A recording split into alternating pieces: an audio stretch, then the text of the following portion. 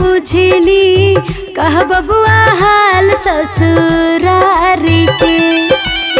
साली से सरहज अति प्यारी हो, सासू जी गंगा जल पानी हो। एक ही रात बबुआ बैला ससुरारी हो, ले आइला सास के बड़ाई जी।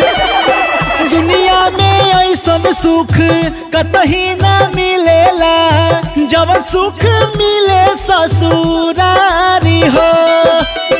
कवने कवन बीजन खैला ससुरारी हो, बबुआ बतावा खुलम खुला जी। दाल भात पुआ पूरी हलवा मिठाई